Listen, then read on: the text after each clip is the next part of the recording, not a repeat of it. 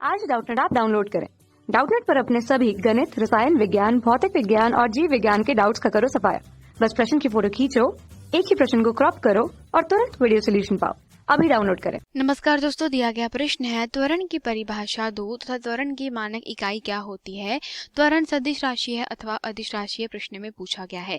तो त्वरण जो होता है दोस्तों, एक प्रकार से प्रदर्शित किया जाता है वेग में परिवर्तन की दर। ठीक है, तो वेग में परिवर्तन की दर, तो इसका मतलब क्या है। देखिए, वेग में परिवर्तन मतलब ये होता है कि मान लेते हैं आपके पास में वस्तु जो है प्रारंभ में वेग v1 से गति कर रही थी और फिर दोस्तों क्या हो गए, वेग v2 से गति करने लगी। तो वहां पे क्या हुआ, वेग में परिवर्तन हुआ। तो समय के सापेक्ष दर मतलब क्या होता है, समय के सापेक्ष जो वेग में परिवर्तन हुआ उसे कहते हैं त्वरण। या इसे आप इस प्रकार से भी कह सकते हैं कि अगर त्वरण राशि का a है तो वो हो जाता है दोस्तों किसके बटे में, क्या यह हो जाएगा dv के बटे में dt।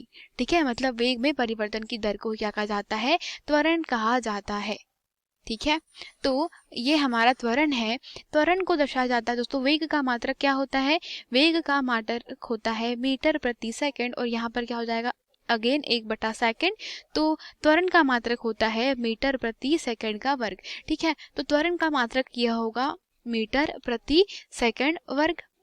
अब मात्रक के साथ इसका जो विमा हो जाएगी, तो विमा क्या हो जाएगी इसकी, विमीय सूत्र जो दिया जाता है वो दिया जाएगा दोस्तों किसके लिए, मीटर जो है वो किसका मात्रक हो जाएगा हमारे पास में लंबाई का, और s का वर्ग मतलब समय का, तो समय की घात ऋण 2, और यहाँ पर m का मान क्या है 0। तो ये है हमारे पास में किसकी दोस्तों, विमीय सूत्र होता है किसके लिए, त्वरण के लिए। ठीक है, तो हमारे पास में प्रश्न में हमसे पूछा गया था कि जो त्वरण है उसकी परिभाषा दो। ठीक है, फिर त्वरण की मानक इकाई जो होती है वो होती है मीटर प्रति सेकंड का वर्ग। त्वरण सदिश है या अथवा अदिश राशि। तो चूंकि दोस्तों जो त्वरण है वो किसके ऊपर निर्भर करती है, वेग में परिवर्तन की दर के ऊपर निर्भर करती है। मतलब ये है कि त्वरण दोस्तों दिशा मान राशि है, त्वरण के लिए दिशा व परिमाण दोनों होता है, अतः त्वरण जो है वो एक प्रकार की सदिश राशि है।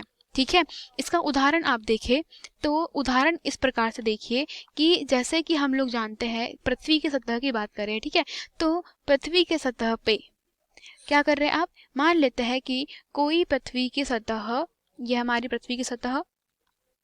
ठीक है, तो इससे क्या करा आपने, कोई वस्तु को कुछ वेग से फेंका। ठीक है, तो ये हमारी वस्तु है और पृथ्वी की सतह से आपने इसे वेग v से ऊपर की ओर फेंका।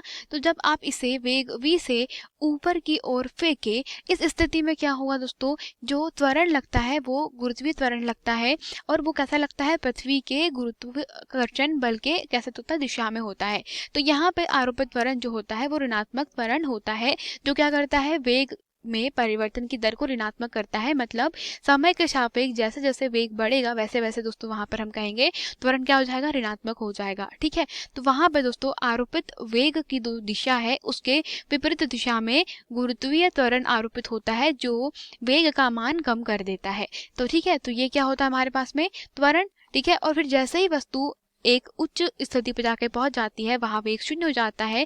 तो वहां पे वेग शून्य होने के बाद जब वस्तु वापस से पृथ्वी की सतह की तरफ आएगी तो दोस्तों वहां पर इसका वेग बढ़ जाता है और त्वरण कैसा होता है, धनात्मक होता है। मतलब ये है कि अगर वस्तु के ऊपर आरोपित बल जो है वो किस दिशा में लगता है, वो पृथ्वी के जो दिशा में लगने वाले बल की दिशा में लगे, तो हम कहेंगे कि आरोपित जो त्वरण होता है वो कैसा होगा, धनात्मक होगा। परंतु अगर पृथ्वी के दिशा के विपरीत दिशा में बल लगा रहे हैं तो यहाँ पे आरोपित त्वरण जो होगा वो ऋणात्मक त्वरण होगा। यही हमारे प्रश्न का उत्तर हो जाएगा। धन्यवाद। कक्षा 6 से 12वीं से लेकर नीट, IIT, JEE वो एडवांस के लेवल तक 1 करोड़ से ज्यादा छात्रों का भरोसा। आज ही डाउनलोड करें डाउटनेट ऐप या व्हाट्सएप करें अपने सारे डाउट्स 8400 400 400 पर।